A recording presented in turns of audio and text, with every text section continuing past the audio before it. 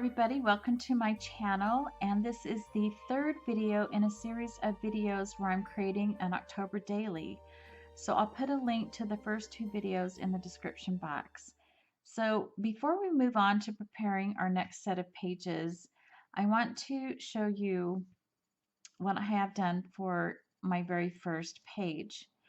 And I told you that this was going to be a pocket with some journaling, and so I have my journaling printed out here and folded up, and then on top I have this number 1. I found a font very similar to what's on the cards here, and I sized it and cut it out on my silhouette, glued 3 pieces together, and to make a little sturdy number here, poked a hole with my pokey tool and ran a little string through there and tied it in a bow, and that'll help me easily pull out the journaling from the pocket. But I know I mentioned in the last video that I would dress the cards here. I don't think that you have to have these to create this album. I know that some of you might be thinking, I can't do this because I don't have the 9 4x4 cards. This kind of shows you that you can just make your own. You can make your own little 4x4 cards with a font of your choosing, something that goes with whatever papers you're using. And if you have like any other programs, you can even design some really cute little pages to fit in your book. Now, if you don't have anything like that, there's a lot of other things you can do. You can take a picture of every member of your family in their Halloween costume and have that throughout your daily. You can maybe do a series of 4 or 5 cards where you have highlighted the events of the previous week, or maybe the bucket list of things you want to do for the upcoming week. Maybe it's going to be a series of pictures that you've taken of the fall leaves and how they're changing colors throughout the week or the days or whatever. So there's a lot of different things that you can do. I just didn't want anybody to feel like they can't create this particular album because they don't have the Halloween cards. Okay? So the first page we're going to be working on is the first letter L, or the number 8 on the back side. And so I did the letter L first, so I will explain what I did here. And I'm so sorry that I did not record this process. I just kind of got ahead of myself and just simply forgot to record. So I will explain. It's very simple. I had an extra letter L, and it was cut short on one side because I'd been using the B side of the paper. So I just cut the other side to make it even, and I attached this pretty orange trim to the back side of the card. And then to keep that dimension going all the way through, I added a piece of black cardstock in between the orange trim. Then I glued that entire piece down on top of the original L. And then I added these flat back gems in the corners, and I think it came out really elegant and pretty. Now, I had forgotten to punch my holes first because when I added the card, it covered up the original holes. And then I added the gems, and then I was just really lucky that I didn't glue the gems on top of where the hole should be. So just keep that in mind as you're working with your book to make sure you punch your holes as you go. So flipping this over, I really wanted to add this number 8 charm, and I wanted to punch a hole here to add this with my jump ring, but I didn't want the hole to go all the way through for obvious reasons. So I found this sticker in my stash, and I used my powder on the back to take away the sticky. Then I added a piece or a strip of foam just along the top. I punched a hole with my Crop-A-Dile, set my eyelet with the Crop-A-Dile, and then just ran my jump ring through that eyelet, and then added my charms. And it was as simple as that. Glued the entire thing onto the card with some good strong craft glue, but I only glued it on the top where that foam was because I need to be able to slide my picture underneath this banner. And then just to give it some more orange here to balance that out, I've added this orange trim to the bottom of the page. And then I've got my, I'm calling them my spider web hole reinforcers, but they're really sunbursts, but for this book they look like spider webs, at least close to it. I feel like I can still add some things to make it fun and interesting, but I'm going to wait until I get my picture. This next page is going to be merely decorative. I just really didn't want to cover up these designs. I think this is so pretty. So all I've done is added some pom-pom trim to the back side, and I love how these are peeking out and how this is going to set in my book when it's finished. Then I've taken one of the border strips that came with the bundle and just sandwiched that pom-pom trim in between the page and the border. And then I have some hole reinforcers from, you guessed it, Elizabeth Craft Designs. And I think these were supposed to set this way, but for this page I decided to turn them this way. And then I have a photo mat here that is, I think, 3 1/8 by 4 1/8. And that's as far as I've gotten on this page so far. I do have an idea of how I want to do my number 9, but it's going to take a little thought, thinking through, and so when I'm ready I will record that, and hopefully that will be towards the end of this video. So for my second letter L, I've just added this sticker from the sticker sheet. I mounted it onto black cardstock and added some rickrack trim on the top there, so I think that came out really cute. And then on the other side was the pocket that I explained in the first video. And so I have added to this pocket these hole reinforcers that I die cut from this paper here. And I love the stripes there. I think it's so cute. I have taken a fine tip Sharpie marker and drew along the edges of the pocket. It gives it some nice added detail. And oh yeah, one thing I wanted to mention is that I didn't like the washi tape that I had on the back here. So I peeled that off and I replaced it with one of the border strips. And I chose the border strip rather than the full sheet paper because it had smaller lettering, and I just liked the way that you could read what it says on the back of the pocket. And so I think it came out really cute, and I'm much more happy with it than the washi tape.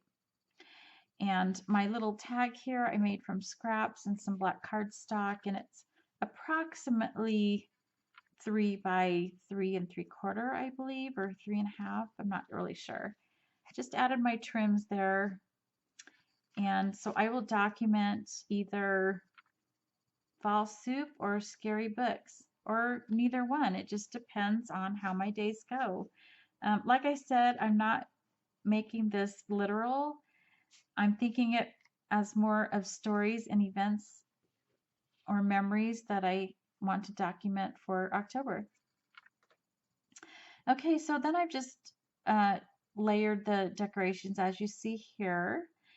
And this sticker came from just my random sticker stash. And the number 10, however, did come from the sticker sheet with the collection. And I just spelled out the word 10 on a piece of black cardstock and then just trimmed all the way around.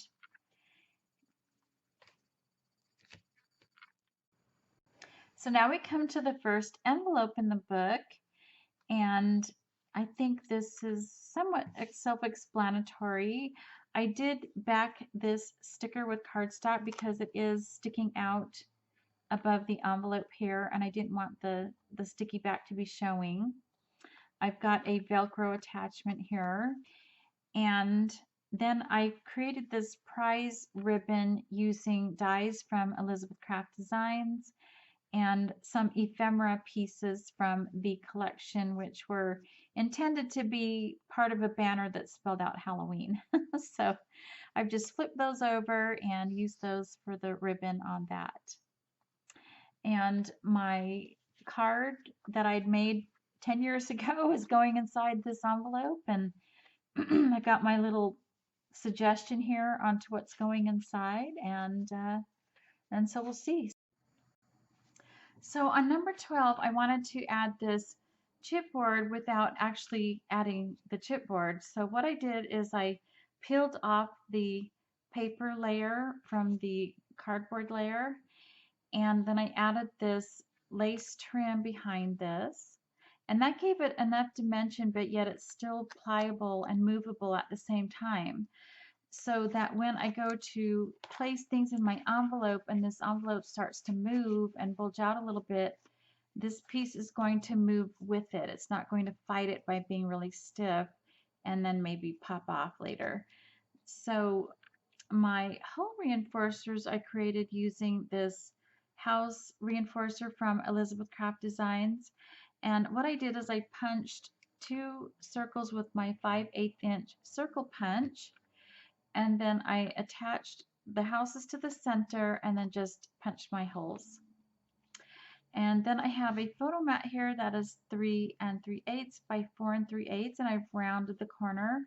I didn't want it to be too boxy, so I thought rounding the corners might soften that up a bit. And so there was a sheet of cut aparts with the collection, and it had a bunch of these like invitation type cards, and I didn't think I would be using these, mostly because I used a lot of the B-side, but also because I don't know, they're invitations. I thought, I don't know if I could use those.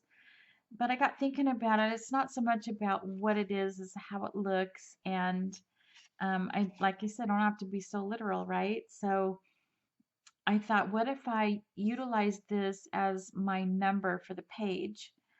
So it's a 3x4 card, so it's perfect for my little book. And I rounded the corners, and then it says on here, join us if you dare at our annual masquerade. It's just cute. It's just joining us for October 12th. And open it up to see what we did October 12th or whatever day it happens to be. And to highlight the number 12, I found some stickers that were the perfect half-inch size to fit in that space. And then I put the time, I put witching hour, and I honestly can't remember what that means. So it just sounded good.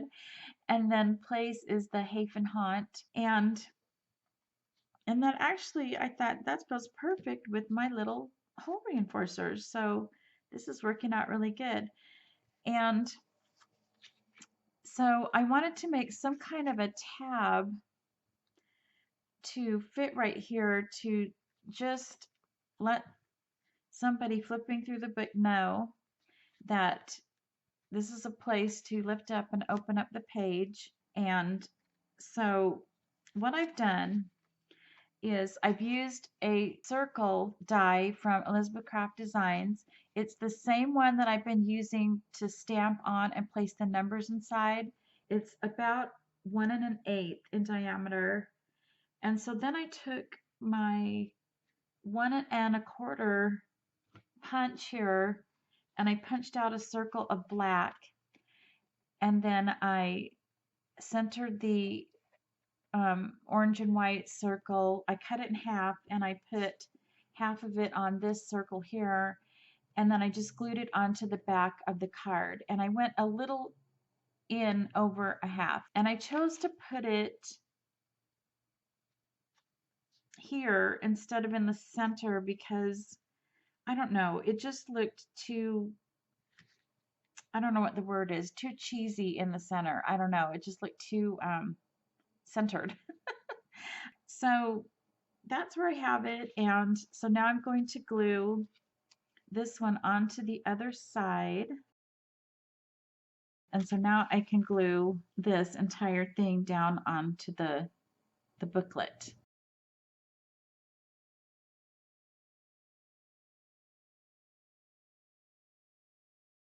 So for now, this is just going to be set aside. So I've decided that I would like this just to be a decorative page. I didn't want to cover this up. So this was going to be number 23. So now I have to make up a page, and so I decided to insert this here next to the baggie, which is number 13. So this is going to be my new number 14. And so I've got my holes punched and I've added this doily. I like the way that the soft orange and grays make a nice soft background. And then I've cut this out of a napkin and Mod Podged it onto some white cardstock. And so that's going to go here. And I know he's going to have a hole punched in him, but that's okay. And then I have a photo mat here that's a little bit larger than 2 by 3. And so I think about right there. And then I have this piece of ephemera from the collection, and I mounted this onto black cardstock. And it's going to set about right there. And then I have this flower that as I was painting the edges, I slipped a little bit. And so I think I'm going to tuck that little, yeah, it has to go this way, that little flower right there.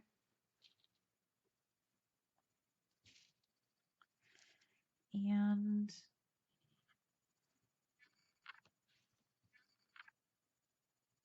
I'm not sure I like that whole reinforcer there. I might not do that. I think if as long as I have one on the other side, I don't think I need it there. I think it kind of takes away. We'll see. And so yeah, I'm going to glue everything down just like that, and that will be my number 14. So when I was rearranging pages and deciding to insert this as number 14, I was thinking, okay, this bag's 13, this is 14, this bag is 15, and I already had the O on here and knew what I wanted to do, so I went ahead and completed this page first and put the number 15. So then when I went back to finish 14, and I hadn't filled out my little numbers yet, and I'm thinking, oh, wait a minute, I've got to flip this over, and this should have been 15. And this should have been 16. So there's nothing I can do about it now. This is 15. So this whole entire page front and back is going to have to be 14, because my only other option would be to just remove the bag, and I don't want to do that. So anyway, so we've got 13, 2 pages of 14 and 15. On number 15, I have used one of these 4x4 cards that I created hinges for, just like I did in the first video with this letter E. And then I just mounted that O onto the treat bag like that. This was a used treat bag, so it had holes from the staples. So the first thing I did was to add the washi tape inside here. And then I added this border strip here. And then I also added a piece here just to give it a cohesive look. Then I found one of the stickers from the sticker sheet that had the same stripes, and I mounted this onto black cardstock and then matched up those stripes to look like it was meant to be on this page.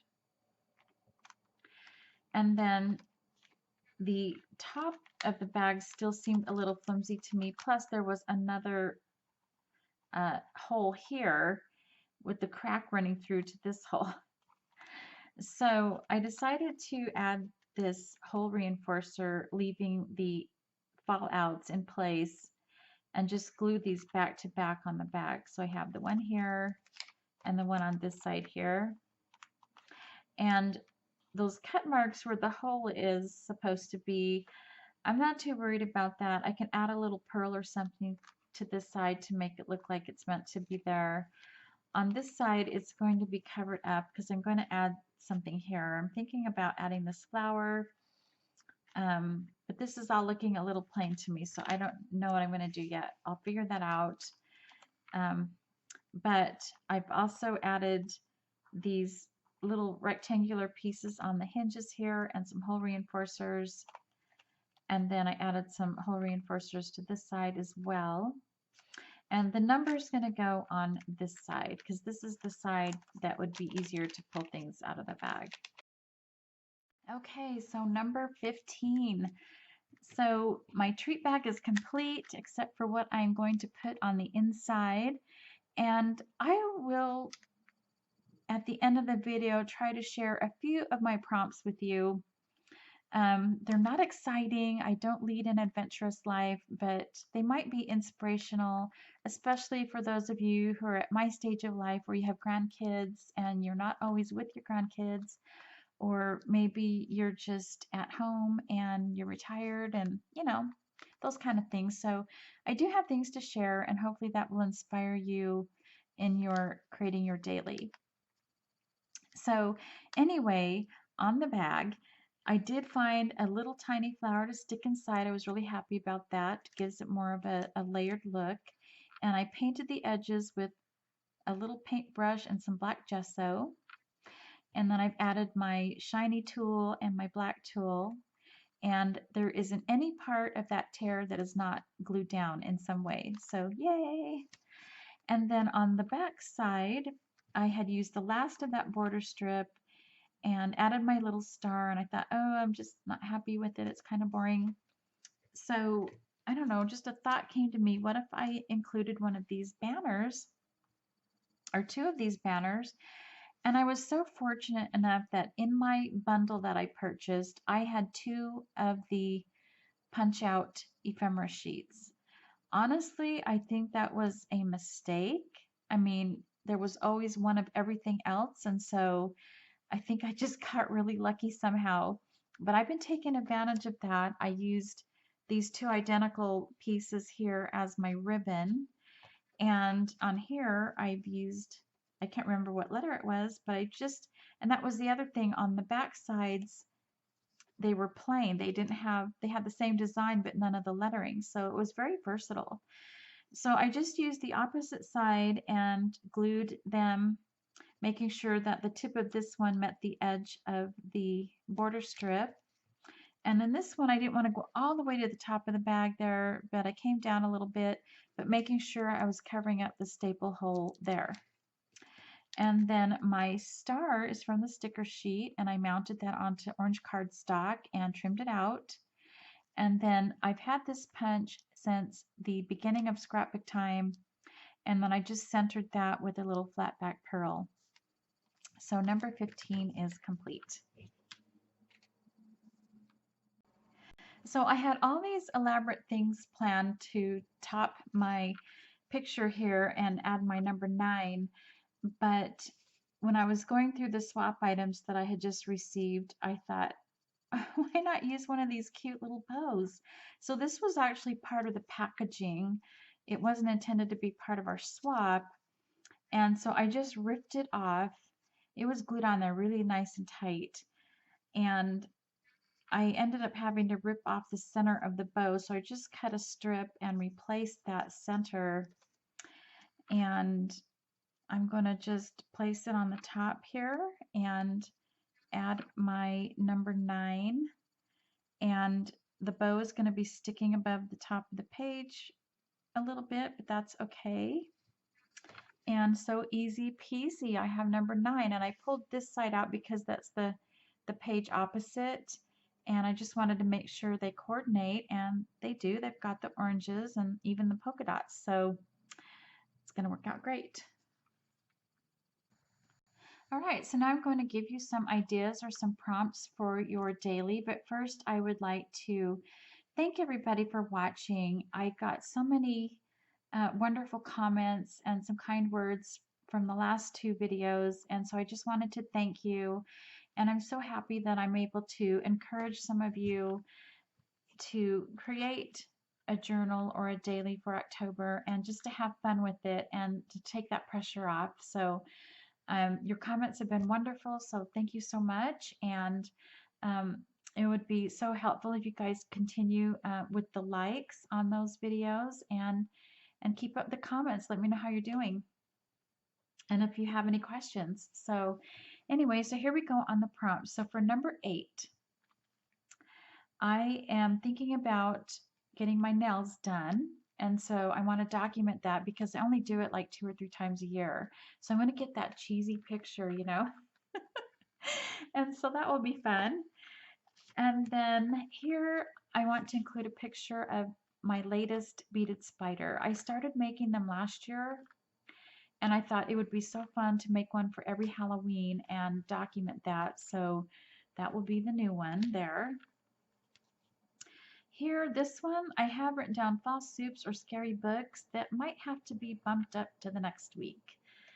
It's just not very cool yet, and I'm just not, I don't know if I'm in the mood for soups quite yet. And then I haven't even started my scary books yet, so we'll see.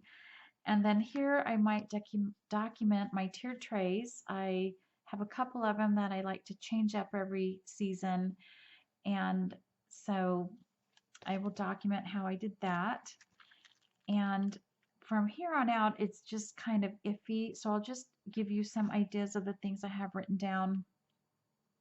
So I have my pet in costume. I have the farmer's market. And I have an autumn favorite quote. I have the local parade at the outdoor mall and the conservatory at the Bellagio. And I have a photographer that I follow on Facebook, and I might include one of his photographs and some journaling about that. And yeah, so that's what I have so far. It's not written in stone or etched in stone. So it's just a guideline and a starting point. So anyway, thank you guys so much for watching. And again, the like would be great, and subscribe so you can join me for my upcoming videos. So thank you so much for watching. Bye.